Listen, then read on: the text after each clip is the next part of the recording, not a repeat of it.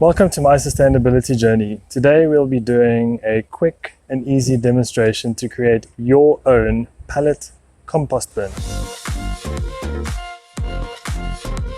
So to create your own compost bin really is simple. It's in essence 4 basic steps which we'll go through. Step 1, find the correct location. Step 2, find the materials.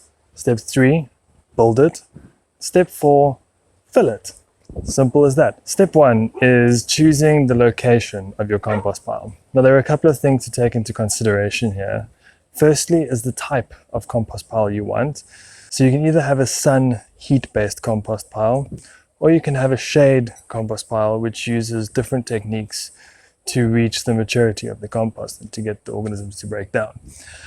We're going to be using shade purely because of the location that works for us. And the reason why shade is going to work for us is because we're using primarily bokashi, which has already gone through a fermentation and breakdown stage, so we don't need that heat to get everything going. Second, when it comes to location, is you need to look at airflow, and within airflow you need to make sure that you have sufficient airflow to the actual compost pile, but then you also need to make sure that you have airflow where you want potential smells to go within the house or the property. So where we are, the wind usually comes straight in from the southeast and out here, which means if there were to be any smells, which there shouldn't if it's been done correctly, it's going to go straight out and it's not really going to impact the house in any way. So the third thing you want to consider with positioning is access, specifically access to animals. You want to make sure that if you have dogs that they can't get to it, dig the stuff up. Also with the build, which we'll get to, you can cover areas like that. Also, it's in terms of access, is how quickly or easy you can access it. Do you want it far away, close, within the actual garden environment? Those are all things to consider. Step 2 are your actual resources. And if you do this really hard, you'll see that they all appear. Nah, just joking. But what you need to do is you need to make sure you have the list of materials correct. We're using pallets, so we're doing 2 bins. So we don't have a bin for the finished product. We're still figuring out where we want to put the finished product. We don't necessarily want to keep the finished compost here, so we might have a different location for that.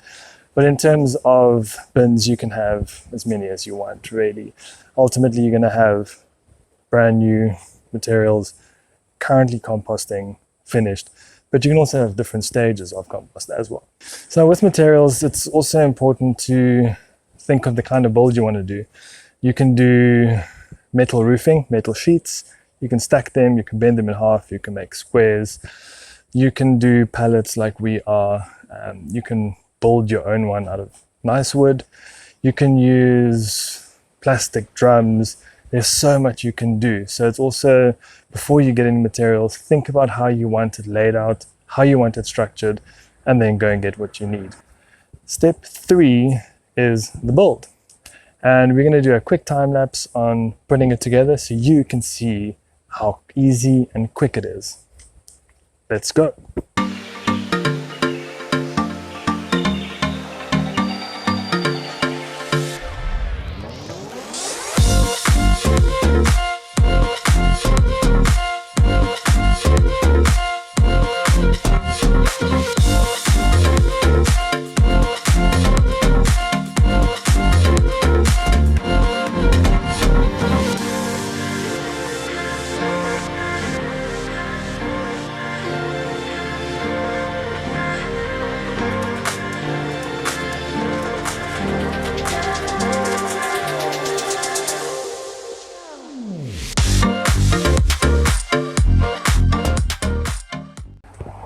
Okay, there you have it.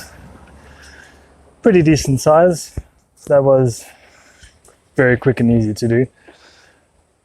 3 pallets, a couple of pieces of leftover wood that is already warped, so we couldn't really use it. And what these 2 pieces here do is it just acts as a little bit of a barrier so the compost doesn't roll out. One at the back just for a little bit of stability. Should we want to do anything in winter for cover, just to control the water, we could always just put a roof up here. It's underneath a Brazilian pepper tree, so we really shouldn't have any issues with too much water.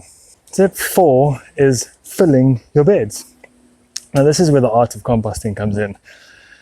And it's also incredibly easy if you follow some basic tips. Because we're doing bokashi, like I said, a lot of the materials have already started the breakdown process.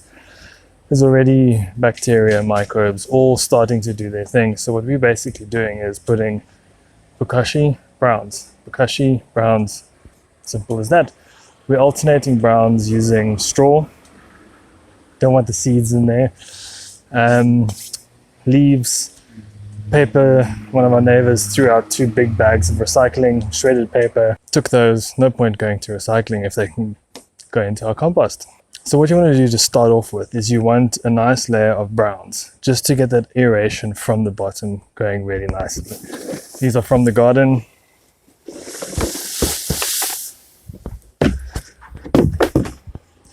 Step it in, move it around. And when it comes to composting, find that the easiest way to work with the materials is to use a metal rake. It's just a lot more sturdy. It's not as flimsy as the plastic ones. Spread it out nicely. And then what you do, you simply take the fermented bokashi. This is a 20-liter drum. So what we've done is we've weighed this out, and this is 13.7 kilos of kitchen scraps, fermented for 2 weeks with bokashi bran. It's a lot of saved scraps from landfill. Simply pour it in.